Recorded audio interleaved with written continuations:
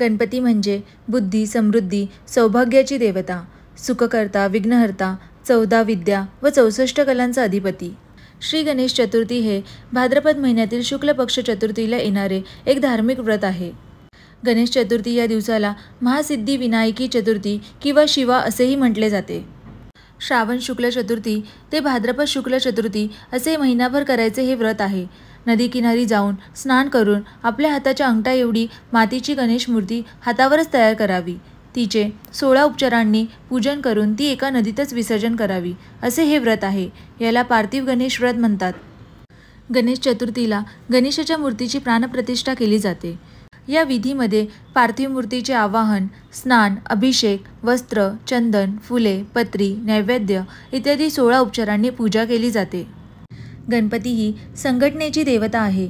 भारतीयांना एकत्र आणण्यासाठी आणि विचारांची देवाणघेवाण करण्यासाठी सार्वजनिक गणेश उत्सवाची सुरुवात लोकमान्य टिळकांनी 1894 साली केली. तो सर्व गणांचा अधिपती आहे.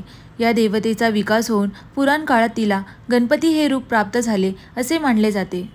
भाद्रपद शुक्ल चतुर्थीपासून ते अनंत चतुर्दशीपर्यंत महाराष्ट्रात गणेशोत्सव साजरा केला जातो.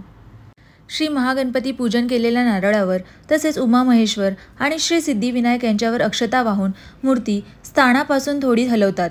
त्यानंतर जलाशयात तिचे विसर्जन करतात. हे व्रत कुटुंबाच्या पद्धतीनुसार 1.5, 5, 7, 10 दिवस केले जाते. काही कुटुंबात 21 दिवस हे व्रत करतात, तर काही ठिकाणी हे व्रत वार्षिक स्वरूपाचे असते. मोदकांचा प्रसाद केला, लाल फुलांचा हार सजवला, मखर नटुनी तयार झाले, वाजत गाजत बाप्पा आले, गुलाल फुले अक्षता उधळे, बाप्पाच्या स्वागतासाठी जमले सगळे. अशा या गणेश चतुर्थीनिमित्त सगळ्यांना खूप खूप शुभेच्छा.